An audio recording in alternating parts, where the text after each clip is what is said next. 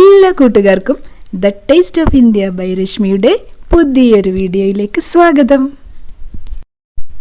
ഇന്ന് നമ്മൾ വളരെ സ്വീറ്റ് ആയിട്ടുള്ളൊരു ഡിഷാണ് ചെയ്യുന്നത്. എല്ലാവർക്കും ഇഷ്ടമാവുന്ന റവ കേസരി അല്ലെങ്കിൽ റവ ഹൽവ.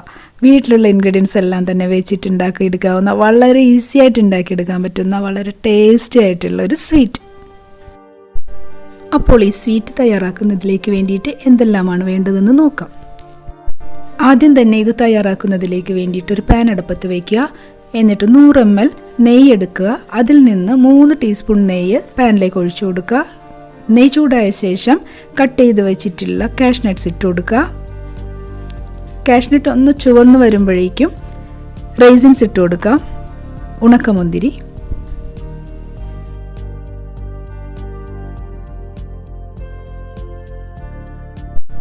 ഞാനിതിലേക്ക് 5-6 കറുത്ത ഉണക്കമുന്തിരി കൂടി ചേർത്ത് കൊടുക്കുന്നുണ്ട്.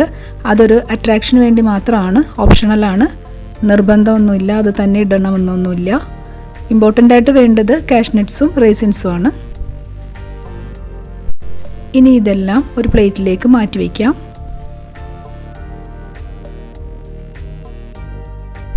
തീ നന്നായി കുറച്ച് വെച്ച ശേഷം ഇതേ നെയ്യിലേക്ക് 1 കപ്പ് റവ ചേർത്ത് കൊടുക്കുക. ഏകദേശം 3-4 മിനിറ്റ് നേരം ലോ ഫ്ലെയിമിൽ റവ ഒന്ന് റോസ്റ്റ് ചെയ്തെടുക്കണം.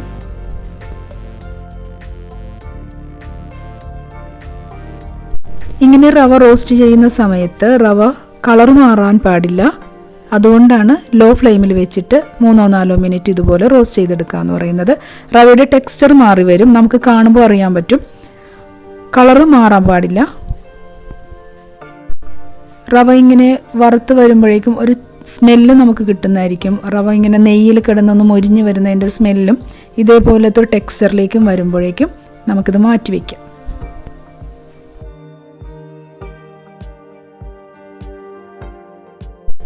അതിനുശേഷം അതേ പാൻ തന്നെ അടുപ്പത്ത് വെച്ച ശേഷം തീ ഹൈയിലേക്ക് വയ്ക്കുക. അതിലേക്ക് 3.5 കപ്പ് അളവിൽ വെള്ളം ചേർത്ത് കൊടുക്കുക.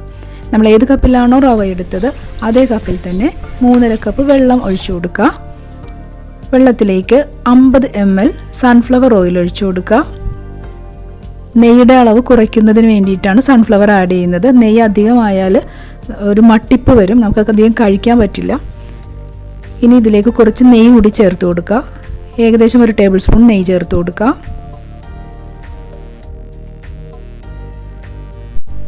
റവ കേസരി എന്ന് പറയുമ്പോൾ തീർച്ചയായിട്ടും അതിനൊരു കളറിങ് ഉണ്ടാവണം. ഒരു യെല്ലോയിഷോ ഓറഞ്ച് കളറോ ഒക്കെ ഉണ്ടാവേണ്ടതുണ്ട്. ഞാനിവിടെ കളറിന് വേണ്ടിയിട്ട് മഞ്ഞൾപ്പൊടിയാണ് ചേർക്കുന്നത്. പിന്നെ അത് കൂടാതെ 1 നുള്ള് ഉപ്പ് ചേർക്കണം. 1 നുള്ളെന്ന് പറയുമ്പോൾ 1/4 ടീസ്പൂണിൻ്റെ പകുതി മാത്രമേ ചേർക്കാവൂ. ഇനി ഇതിലേക്ക് റോസ് എസൻസ് ചേർത്ത് കൊടുക്കാം. ഒരു ഫ്ലേവറിങ്ങിന് വേണ്ടിയിട്ടാണ് ചേർക്കുന്നത്. ഇതും വളരെയധികം ശ്രദ്ധിച്ച് വേണം ചേർക്കാൻ. 2-3 തുള്ളി മാത്രം ചേർക്കാവുള്ളൂ, അധികമൊന്നും ചേർത്ത് കൊടുക്കരുത്. അതിൻ്റെയും കുത്തൽ വന്നു കഴിഞ്ഞാൽ നമുക്കത് കഴിക്കാൻ മടുപ്പുണ്ടാക്കും. വെള്ളം നന്നായി തിളച്ച് വരുമ്പോൾ നമ്മൾ വറുത്ത് മാറ്റി വെച്ചിട്ടുള്ള റവ ഉണ്ടല്ലോ, അത് ചേർത്ത് കൊടുക്കുക.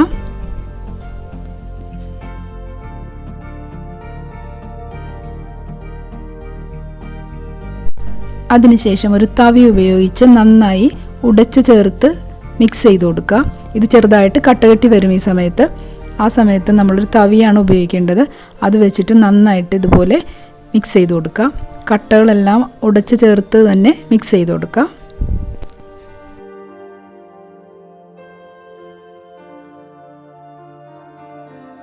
ഇതാ ഇങ്ങനെ ഇളക്കിയെടുത്ത് വരുമ്പോഴേക്കും ഇതിൻ്റെ കട്ടകളെല്ലാം കുറേശ്ശെയായിട്ട് മാറി മാറി മാറി തന്നെ വരും. ഇതുപോലൊരു തവി കൊണ്ട് തന്നെ ഇതുപോലെ മിക്സ് ചെയ്ത് കൊടുത്താൽ മതി. ഇനി നമ്മൾ മാറ്റി വെച്ചിട്ടുള്ള ബാക്കിയുള്ള നെയ്യ് കൂടി ഇതിലേക്ക് ചേർത്ത് കൊടുക്കാം. ടോട്ടൽ 100 ml നെയ്യാണ് ഞാൻ പറഞ്ഞത്. 50 ml സൺഫ്ലവർ ഓയിലും. സൺഫ്ലവർ ഓയിൽ നെയ്യിൻ്റെ അളവ് കുറയ്ക്കാൻ വേണ്ടിയിട്ടാണ് അത് ചേർക്കുന്നത്. ഇനി 100 ml നെയ്യ് നിങ്ങൾക്ക് വേണ്ടെങ്കിൽ അതിൽ നിന്നും കുറച്ചിട്ട് തന്നെ ചെയ്യാം.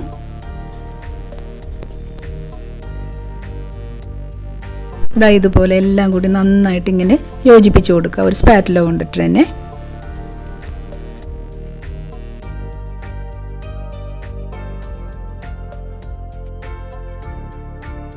ഇത്രയും സെറ്റ് ചെയ്ത് കഴിഞ്ഞാൽ നമുക്കിതിലേക്ക് മധുരം ചേർക്കേണ്ടതുണ്ട്. മധുരം ആദ്യം ചേർക്കരുത്, ഈ സമയത്താണ് ചേർക്കേണ്ടത്. 1 കപ്പ് റവയ്ക്ക് 1 കപ്പ് പഞ്ചസാര എന്ന അളവിലാണ് ഞാനിപ്പോൾ ഇത് എടുത്തിട്ടുള്ളത്. 1 കപ്പ് പഞ്ചസാരയാണ് എടുക്കുന്നതെങ്കിൽ വളരെ കുറഞ്ഞ മധുരമേ ഉണ്ടാവുള്ളൂ. ഇനി നിങ്ങൾക്കൊരു മീഡിയം മധുരമാണ് വേണ്ടതെങ്കിൽ 1.25 കപ്പ് പഞ്ചസാര എടുക്കാം. അല്ല വളരെ അധികം മധുരം വേണമെന്നുണ്ടെങ്കിൽ 1.5 കപ്പ് പഞ്ചസാരയും എടുക്കാം. അതൊക്കെ നിങ്ങളുടെ ഇഷ്ടം.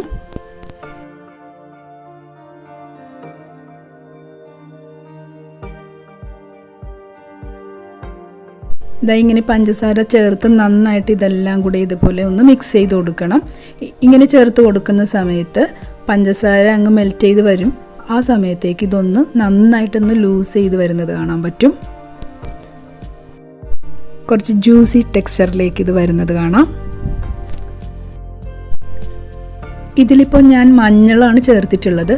നല്ല കളറ് കിട്ടിയിട്ടുണ്ട് മഞ്ഞ നിറത്തിൽ. നമ്മൾ കെമിക്കലായിട്ടുള്ള കളേഴ്സൊന്നും ആഡ് ചെയ്യണമെന്നില്ല, നിങ്ങൾക്ക് നിർബന്ധമാണെങ്കിൽ ചേർക്കാം. ഞാൻ പരമാവധി അത് അവോയ്ഡ് ചെയ്യാമെന്നാണ് വിചാരിക്കുന്നത്, അതുകൊണ്ടാണ് മഞ്ഞൾ ചേർത്തത്. പക്ഷേ മഞ്ഞളിൻ്റെതായ യാതൊരു ചുവയോ അങ്ങനെ ഒരു സ്മെല്ലോ ഒന്നും തന്നെ ഇതിലുണ്ടാവില്ല. കളർ മാത്രമേ നമുക്ക് കിട്ടുള്ളൂ. ഇതായത് കൊണ്ടോ ഇതേപോലെയുള്ളൊരു ടെക്സ്ചറിലേക്ക് വരും പഞ്ചസാര മെൽറ്റായി വരുന്ന ഒരു സമയത്തേക്ക്. ഇനി നമുക്ക് വറുത്ത് മാറ്റി വെച്ചിട്ടുള്ള കാഷ്നട്ട്സും റൈസിൻസും എല്ലാം ചേർത്ത് കൊടുക്കാം. ഞാൻ ഇതിലേക്ക് അഡീഷണലായിട്ട് ചെറുതായിട്ട് കട്ട് ചെയ്തത് കൂടി ചേർത്ത് കൊടുക്കുന്നുണ്ട്. അതും ഓപ്ഷണലാണ്. ആൽമണ്ട്സും ചെറുതായിട്ട് കട്ട് ചെയ്തത് ചേർത്ത് കൊടുക്കുന്നു. ഇതും ഓപ്ഷണലാണ്. ഇതൊന്നും ഒരു നിർബന്ധവും ഇല്ല. ഞാനിത് ചേർക്കുന്നത് കുറച്ചുകൂടി അട്രാക്റ്റീവ് ആയിരുന്നോട്ടെ എന്ന് വിചാരിച്ചിട്ട് മാത്രമാണ്. പിന്നെ വീട്ടിലുണ്ടെങ്കിൽ ഇത് ചേർക്കാം. ഇങ്ങനെ ചേർത്ത് ചെയ്യുമ്പോൾ നമുക്ക് കാണുമ്പോൾ തന്നെ വളരെ അട്രാക്റ്റീവായിട്ട് തോന്നും. ഇനി ബാക്കിയുള്ള നെയ്യ് ഉണ്ടെങ്കിൽ അതുകൂടി ചേർത്ത് കൊടുക്കുക. ഒരു 2 ഏലക്ക പൊടിച്ചത് നന്നായിട്ടൊന്ന് ചതച്ച് പൊടിച്ചത് അതുകൂടി ചേർത്ത് കൊടുക്കുക. ഏകദേശം 1/4 ടീസ്പൂൺ ഏലക്ക പൗഡർ ഉണ്ടാവും. അതുകൂടി ചേർത്ത് കൊടുത്തിട്ട് നന്നായിട്ട് മിക്സ് ചെയ്യുക.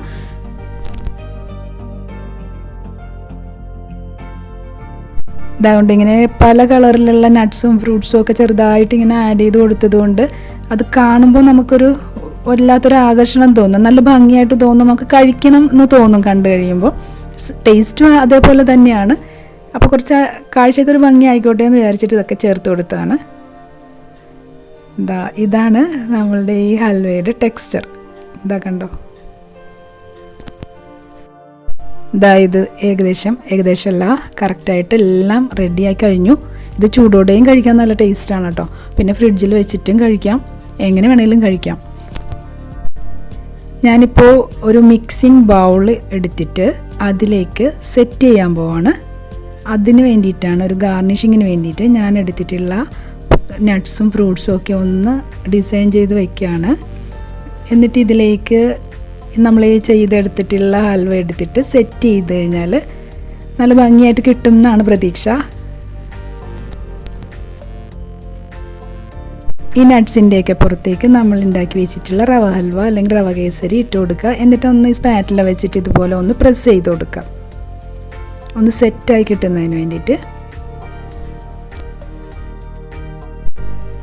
കുഞ്ഞുനാളിലൊക്കെ മണ്ണപ്പം ചുട്ടൊക്കെ കളിക്കില്ലേ, സെയിം അത് തന്നെയാണ് ഈ പരിപാടി.